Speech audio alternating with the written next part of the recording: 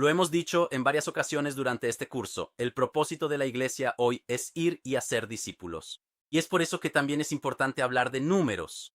Sé que a veces parece un discurso un poco extraño, quizás demasiado pragmático para nuestro gusto y casi nos hace sentir raros, como si hablar de números en la multiplicación hiciera que todo el discurso fuera mucho menos espiritual, demasiado humano. Sé muy bien que en el contexto actual a menudo se comete el error de dar demasiada importancia a los números porque lo convertimos exclusivamente en una cuestión de rendimiento, una respuesta a nuestra necesidad de controlar. Pero no es este el propósito con el que la Biblia habla de ellos. De hecho, vemos que en la Biblia los números tienen un valor increíble. Basta pensar que desde los primeros sermones de los apóstoles, cuando leemos en Hechos, en la primera predicación de Pedro, literalmente contaron cuántas personas se añadieron a la primera iglesia. ¿Por qué esto es importante? Porque nos hace entender que para Dios los números no son algo trivial, y no porque tengamos que llevar una lista de asistencia para decir cuánto está creciendo nuestra iglesia, sino porque nos ayuda a comprender cuán sana es nuestra iglesia y cuánto está cumpliendo el mandato de Jesús, que es id y multiplicaos. Y de hecho, esto también es muy importante, porque en el momento en que vemos que nuestra iglesia está creciendo solo por adición o por crecimiento natural, que puede ser por núcleos familiares, etc., y no se está multiplicando como la Biblia nos manda, esto debería hacernos cuestionar y decir, ok, ¿cómo podemos realinearnos con la visión que Jesús tenía para la iglesia? Y creo que este tema es realmente importante. ¿Por qué, sin embargo, los números también son igualmente peligrosos? Basta pensar en la Biblia, ¿de acuerdo? Vemos que en cierto momento, al final del segundo libro de Samuel, capítulo 24, David quiere hacer un censo, y esto es muy importante porque este censo tendrá consecuencias drásticas para el pueblo. Pero esta historia nos enseña un principio importante. En ese momento histórico, David estaba tratando de comprender cuál era la fuerza operativa para una posible batalla, quiénes eran los hombres capaces de luchar dentro del pueblo, o mejor dicho, muchos teólogos identifican esto como la motivación. Y entonces David quería encontrar dentro de estos números, de este censo, respuestas que en realidad estaban haciendo que su enfoque se desplazara de lo que era la providencia de Dios a resultados humanos. Y de hecho, leemos que solo había 3 principios dentro de Deuteronomio que impedían que un rey fuera identificado como tal. En Deuteronomio está escrito, si alguna vez deben elegir un rey, sepan esto, debe respetar estas 3 reglas. No debe tener demasiados caballos, no debe tener demasiadas esposas y no debe tener demasiado oro.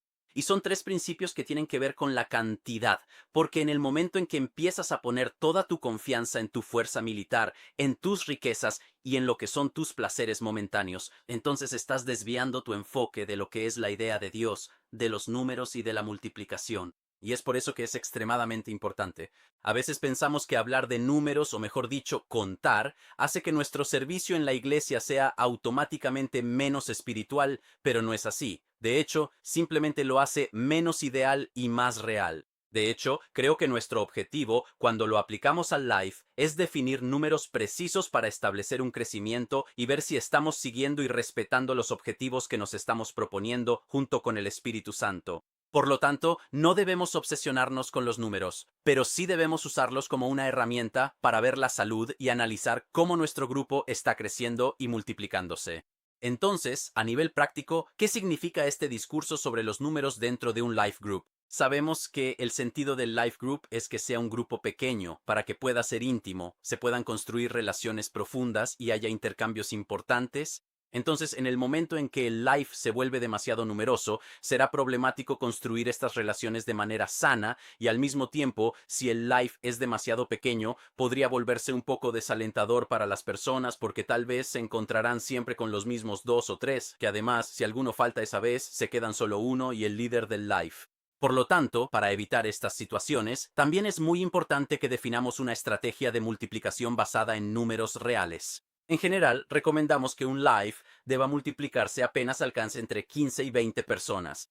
Y este tiempo de preparación para la multiplicación comienza mucho antes, al menos de 4 a 6 meses antes, en los que el grupo empieza a prepararse a nivel de números. Vemos que se está construyendo una estabilidad entre las personas porque es lógico que si solo ha habido un momento, solo una noche del life group en la que éramos 20 presentes, pero el resto del año somos 8 personas, entonces se vuelve difícil poder basarnos en esos como números fiables. Entonces, en el momento en que vemos que se está construyendo una regularidad, una fidelidad por parte de las personas y vemos que estamos empezando a alcanzar ciertos números, es importante movernos hacia la multiplicación. En varias partes de este curso habrás visto que existen estrategias buenas, excelentes, increíbles para identificar a los líderes de Life Group. De hecho, no hablaremos de esto, pero es importante ser muy prácticos también en cuanto a los espacios, porque si el lugar donde realizas el Life Group ya resulta un poco estrecho para 10 personas, quizás tenga sentido anticipar la multiplicación y no ser demasiado rígidos con estos números. Así que, en lugar de llegar a 15, quizás lleguen a 12,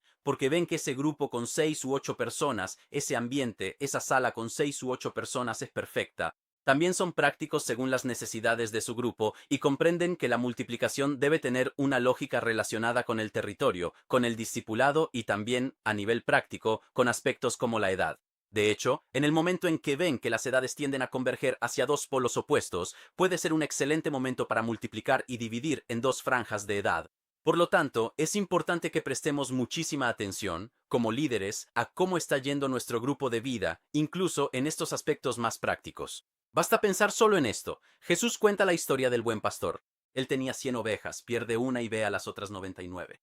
Esto implica algo sumamente importante. Él fue capaz de reconocer, porque las contó, que faltaba una y fue a buscar a esa única oveja perdida. Si nosotros no somos capaces de reconocer estos números, si no somos capaces de identificar cuáles son los números de nuestro grupo, nunca seremos capaces de detectar y encontrar a esa oveja perdida. De hecho, esto también es importante para la salud del grupo. Caramba, hace un mes que no veo más a esta persona. Hace un mes que de ser 20 hemos pasado a ser 10. ¿Por qué será? ¿Dónde han terminado esas 10 personas? ¿Dónde han terminado esas ovejas? De hecho, este es precisamente el estándar que Jesús estableció para un buen líder, para un buen pastor. Por lo tanto, debemos alinearnos con esto. Para el ministerio de Jesús, los números eran importantes, y no porque pudiera presumir de ellos ante alguien. De hecho, no tenía otras iglesias con las que comparar diferencias de números o de asistencia de miembros. Así que entendemos que no se trata de una cuestión competitiva, sino de una cuestión constructiva. De hecho, vemos que en dos ocasiones se encontró alimentando, multiplicando la comida para 5,000 y para 4,000 personas.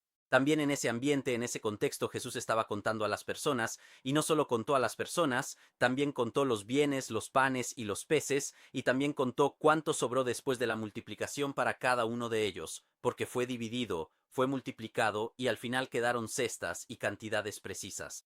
Por lo tanto, esto nos hace entender que incluso para Jesús los números no hacían que la cosa fuera menos santa o menos sagrada, sino que, al contrario, daban aún más valor al milagro. De hecho, tal vez los milagros no se puedan medir en términos cuantitativos, pero seguramente tendrán un impacto que no podrá dejar indiferentes a las personas con las que nos relacionamos. Muchas veces se hace una distinción entre calidad y cantidad, pero antes de terminar les cuento esta historia que siempre me fascina. Un profesor asignó a unos estudiantes, a dos grupos de estudiantes, una tarea precisa. Un grupo debía hacer la mayor cantidad de jarrones posible, sin detenerse, tantos como pudieran.